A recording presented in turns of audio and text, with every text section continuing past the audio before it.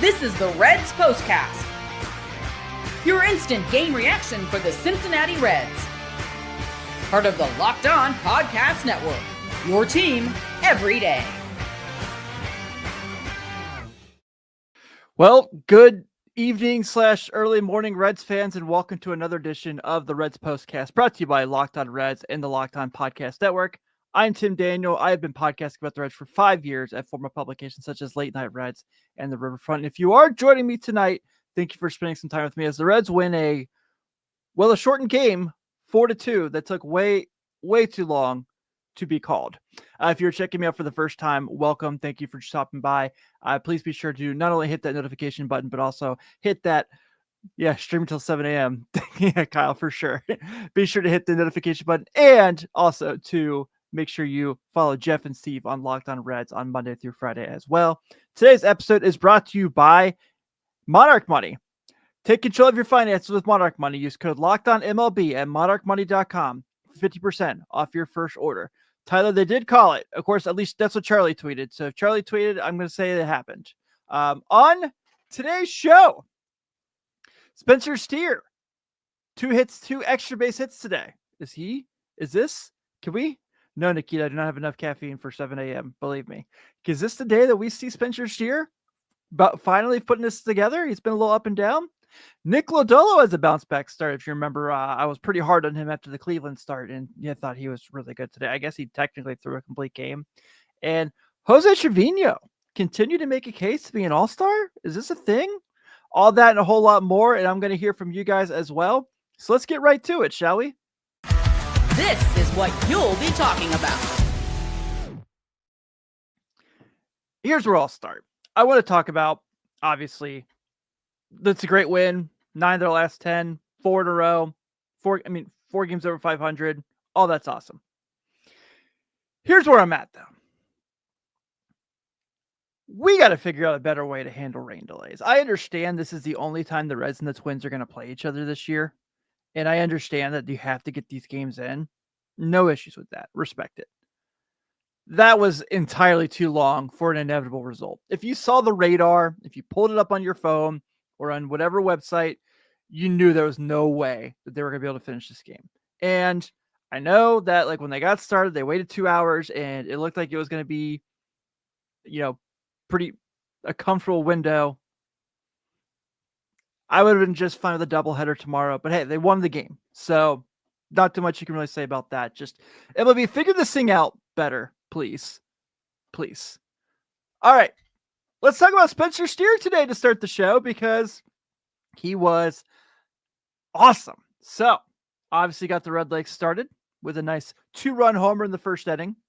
They put them up 2-1 after Byron Buxton took the first pitch of the game. I am really appreciative that tomorrow will be the last day Byron Buxton plays the Cincinnati Reds for this season. Unless he wants to stay here and play for the Reds, that's fine with me too. So we'll take that. But Spencer Steer gets that, brings in him and Friedel after Friedel leads off the Red side of the game with a single. Gavin Lux gets out. Ellie strikes out. And Spencer Steer puts them up. It's pretty awesome. So Greg, I believe it's 1 a.m. is the hard cutoff, if I remember correctly. And then later in the game, gets a double. So for that, you're going to see Spencer Steer, and he also comes around to score, which was really big as well. So Spencer Steer has 2 of the team's 4 runs tonight between the solo shot, coming around on the Will Benson RBI single as well. What we're starting to see here is I think Spencer Steer's finally getting completely comfortable. Well, Kyle, he'd fit right in if he just gets injured all the time. But tonight, Spencer Steer's box score looks like 2 for 3 with a homer, 2 runs batted in, and an RBI. So he's up to 6 homers on the season. His OPS has started to look promising at 630. I like to look at the trends. They're not very good right now. He's not walking a lot, which is really surprising because normally he does. He's slugging pretty well.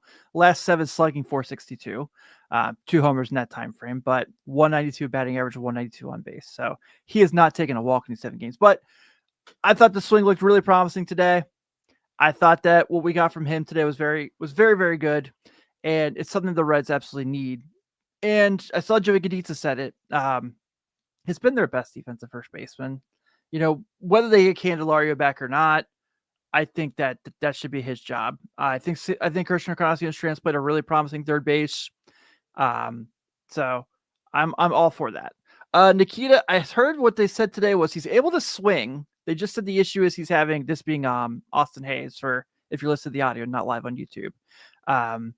That he's able to swing the bat really well. Like he had some 2 really nice rounds of batting practice, but they're saying he's having a little bit of trouble moving his foot laterally. So I think that's the holdup right now. They want to get him to be 100%, so we don't keep having these issues of him just randomly popping up on the IL again. But Spencer Steer leads the way for the Reds to get a nice win. Other highlights, I'm going to save Trevino for later in the show. But Will Benson, again, coming through. Will Benson, man. I know, I get it. The 350 slugging is not super sexy right now, but he's getting on base. 333 on base of late, last 7 games, 3 base on balls, 5 runs batted in, and he's 5 for 20. So, it's not fantastic by any means, but he's contributing. And right now, I mean, if you heard Jeff talk about today on Locked On Reds, what they're getting from him and Jake Fraley right now is way better than we thought it was possible this year, right? At this point. So that's been really nice to see. Matt McLain, again, today, another hit. Matt McLain's coming around. He's getting closer to 200, which I know 200 is 200. But he's been swinging the bat really well of late. I think, like I said, I'm big on the last 7, last 15 that MLB.com shows us. Last 7, 476 slugging, 440 on base. Last 15, 404 slugging, 352 on base. Things are starting to click for Matt McLain too, and that hit tonight was monstrous for this team, for this game. Obviously gives them the 3-1 lead, and so they can play a little add-on baseball in the second inning there, and then Benson, of course, gets to hit the next inning. So been promising. And then Jake Fraley, another hit tonight too. He's been, what they're getting from those 2 guys, Benson and Fraley, is so surprising and is wonderful for what the Reds need. Austin Hayes comes back. The outfield room looks a little better. I still want a right-handed hitting outfielder that can help out. Kyle mentioned a couple potential trade targets there that I really like.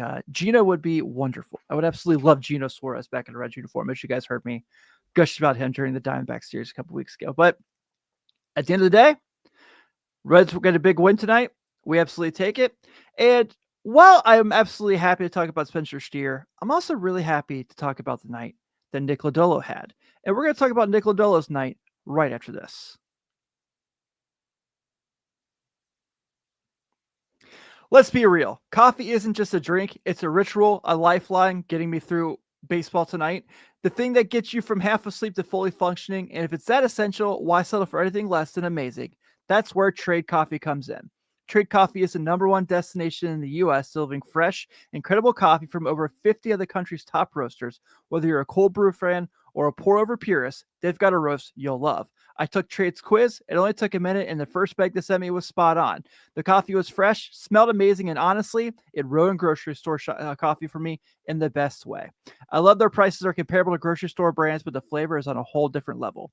Right now, Trade is exclusively offering our customers 50% off your first month trial at drinktrade.com/lockedonmlb. That's TRADE.com/lockedonmlb for 50% off your first trial.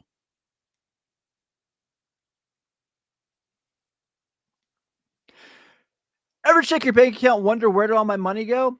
Probably at Trade Coffee if you're signing up for that, because all the coffee's amazing, of course. Between dining out, online shopping, and entertainment, it's easy to lose track. That's where Monarch Money comes in, your personal CFO giving you full visibility and control over your finances.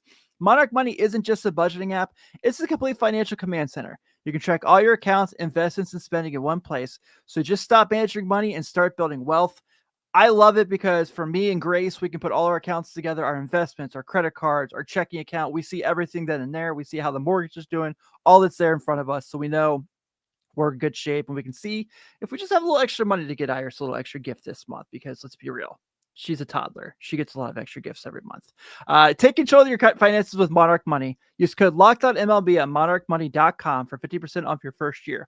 That's monarchmoney.com, code LOCKEDONMLB for half off your first year.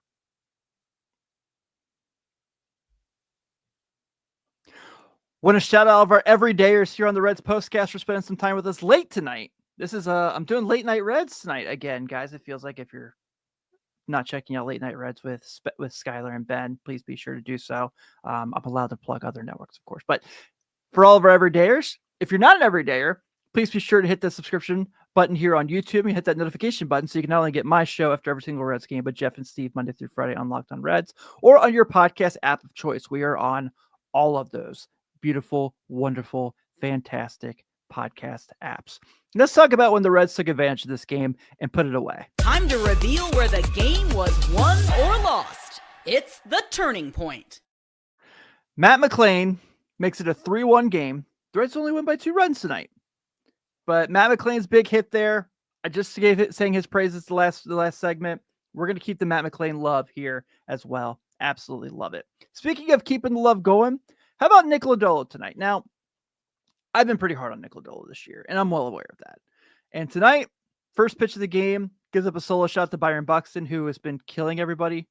But bounced back really well.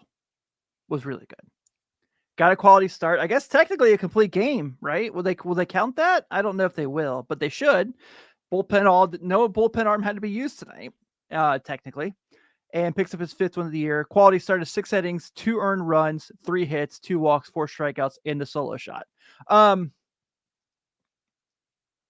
It's just a really weird thing. I want to see more of this Nick Lodolo, and I think this Nick Lodolo is definitely there to be around more often. He's obviously really good, and he's obviously got a lot of talent.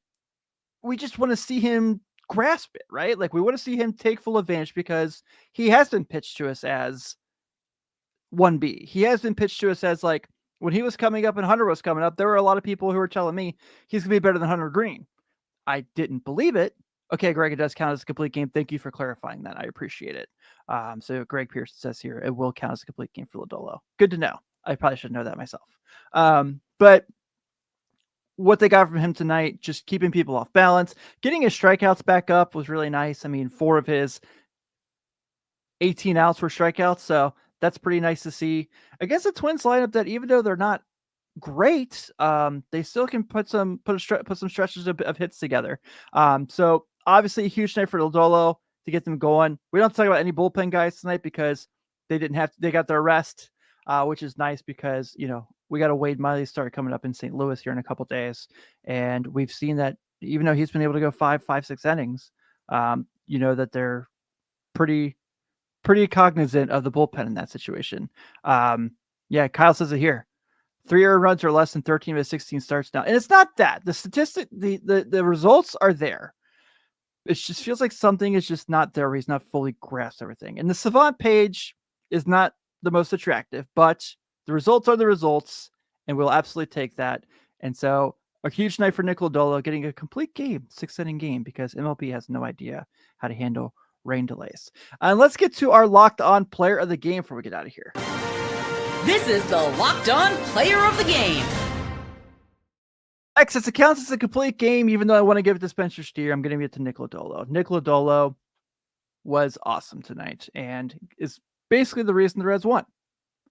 Another big reason the Reds won tonight, Jose Trevino. Yeah, Nikita, I didn't get a chance to watch Chase Burns' outing. I was watching the baby today, but I heard he was unstoppable, it looked like. Jose Trevino tonight, 2 for 3 with a run scored. Batting average up to 304. OPS up to 846. And again, last 7, 450 batting average, 500 on base, 750 slugging. Doubles machine. Homer in the last 7 games, 2 runs batted in, more walks and strikeouts. We all thought this was a really good get. And I've talked to Yankee fans, and they've thought both teams have benefited from the trade so far. I never suspected we would be getting this. I didn't think we would be getting our second catcher would be hitting 300. Just did not think that was going to be in the books, especially Tyler Stevens played really well for a couple weeks now. So is it fair to say right now the Reds may just have the best catching duo in baseball?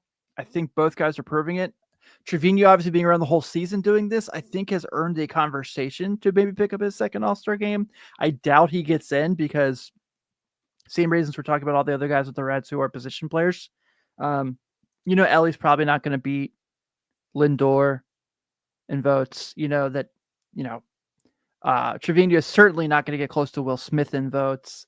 But he's a guy I think deserves to be in the conversation because he's played all year and he's been really good. And he's also been really good behind the plate. He's been an excellent defensive catcher as well.